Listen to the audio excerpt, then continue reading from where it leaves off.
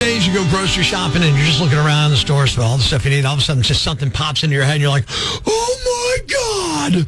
It's Prospector Show on Rock 107. And Kate, I had just such a moment over the weekend. Oh, I bet you did. I happened to see the Coca-Cola Zero Oreo flavor. I saw those. In the mini cans. Oh. The little cute cans, as my stepdaughter Allie calls them. And they are cute. I love them, and I feel like a giant when I hold those cans in my hand. I'm like, yes! But, so I got it, and I was a little trepidatious about trying it out because I'm like, ooh, I don't know. But I love Oreos, and I love Coke Zero. So I actually made Allie try it on Sunday, and she told me it tastes like vanilla Coke, so I tasted it, and it does. Very smooth, very creamy, has a little bit of a cocoa on the back end, but it's fantastic. I didn't even know they existed. So I've been seeing them all over TikTok and Instagram Reels and stuff like that. And I had a plan to get them and make you taste test them. Oh, because, wait. So you're going to make me test the soda? Well, there's two. What? There's two things for you to try. So I seen the soda. What else is there? Yes. So there is cookies. I saw the sandwich cookies, which will feature a red, white, and black theme, and the red wafers are embossed with the classic Coca-Cola logo, rather. Okay. Now you know, by the way, the cookie is called base cake. That's what Oreo calls it. Of course, you know what that is. So is it going to be like a regular Oreo base cake, or what's the deal? So the Coca-Cola red, so it's two-colored. It's multicolored. Okay. So the red cookie is a specifically colored golden Oreo, which is my favorite.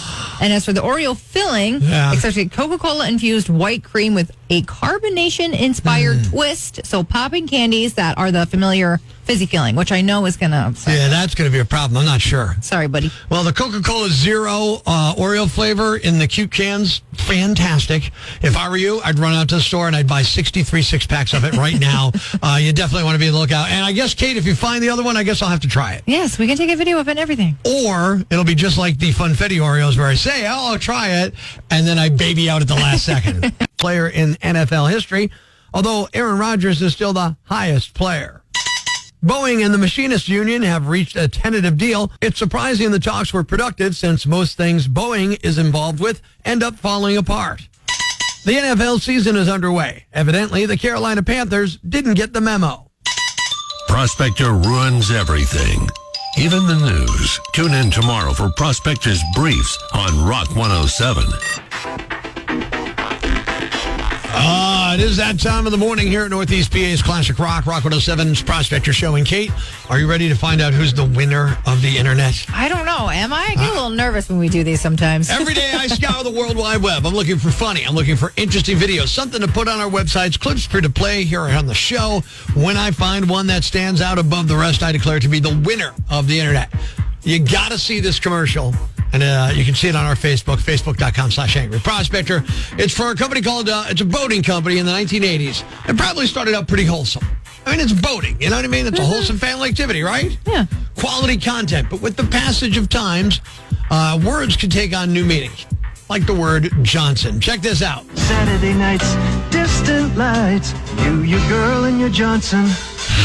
You and your Johnson, a way of life for over 50 years. Now, I know this commercial came out in the 80s. That's 40-some years ago.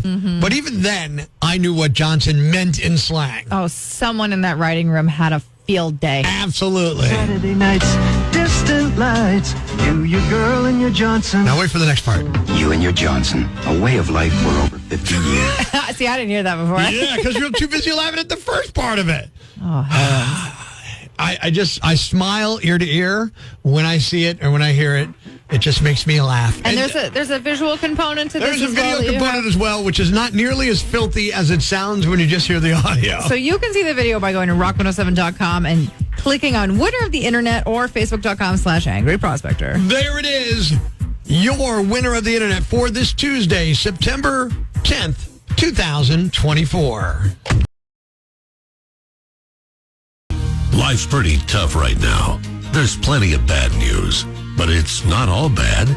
It's time for the brighter side of Prospector on Rock 107. A dog was seen wandering Vermont for a week or so with a bucket-like plastic container stuck over its head. The dog ran from anyone who tried to approach it, but eventually Animal Control was able to rescue the dog using a trap featuring McDonald's chicken nuggets. The dog is now known as Buckethead or Bucky, and it could have been roaming around like that for a month. Bucky survived by eating and drinking through an opening in the bucket. Thanks. We needed that. The brighter side of Prospector on Rock 107. Jones died yesterday at his home in upstate New York. He was 93 years old. It's Prospector Show on Rock 107.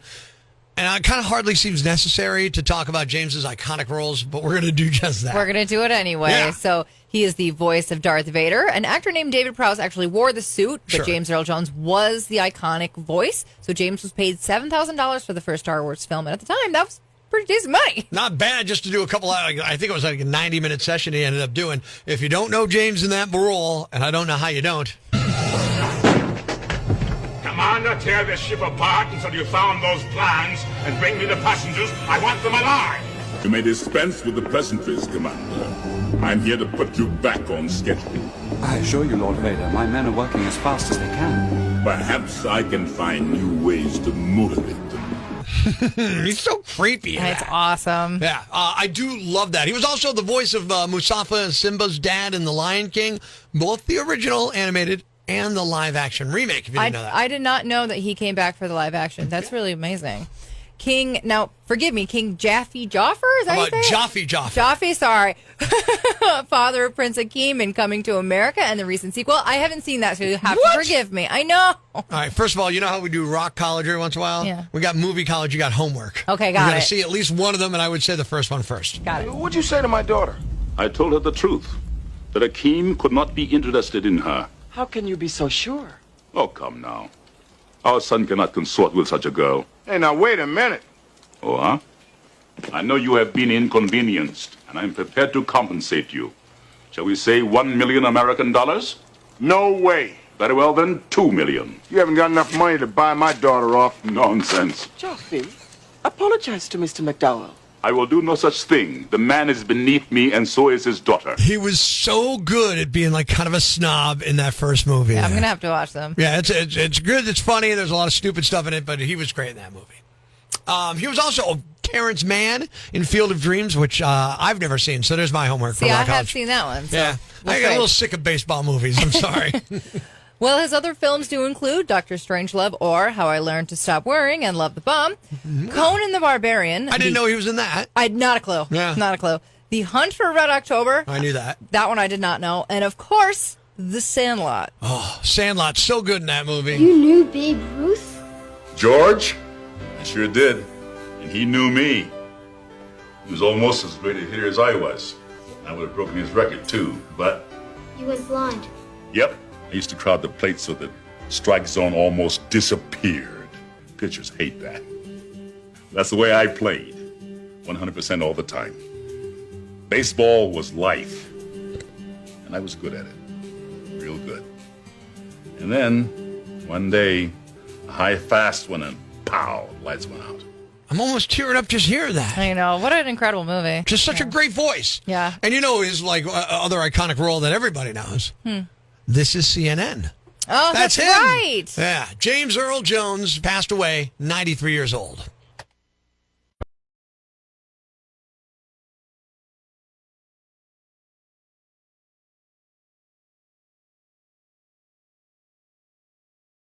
Ladies and gentlemen, grab the kids, call your neighbors, and gather around the radio. It's now time to announce the winner of Prospector's Jam Bag of the Day, as decided by you at rock107.com. We uncover the most baffling, ridiculous, pathetic, cockeyed, laughable, preposterous blunders in the world of misdeeds.